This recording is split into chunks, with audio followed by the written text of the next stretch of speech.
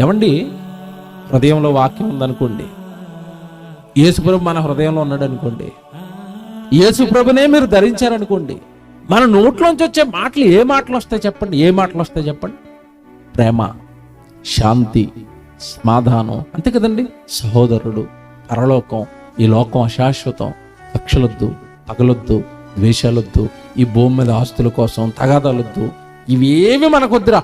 మన లోకం ఏ లోకం? పరలోకం. అబ్రహాం ఇస్సాక్కి ఏమి నేర్పాడు చెప్పండి?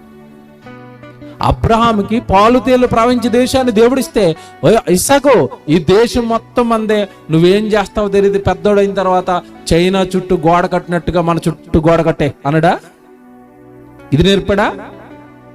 ఇస్సాకు యాకోబుకి ఇది నేర్పడా? అబ్రహాం, ఇస్సాకు, యాకోబులు ధనవంతులయుండి దేశాన్ని దేవుడు వాళ్ళకి స్వాస్థ్యంగా ఇస్తే గుడారాలలో బ్రతికి, హెబ్రీ పత్రిక 11వ అధ్యాయంలో చదువుకుంటే వాళ్ళు దేని గురించి ఆలోచించారో తెలుసండి? పరలోకమట. ఈ భూమి మీద పరదేశులము, యాత్రికులము, మనం పరలోకం వెళ్ళిపోతాంరా. పరలోకం వెళ్ళాలి అంటే పరిశుద్ధంగా బ్రతకాలిరా. ఈ లోకం మీద ఆశను చంపుకోవాలిరా. పిల్లలకి నేర్పరండి వాళ్ళు.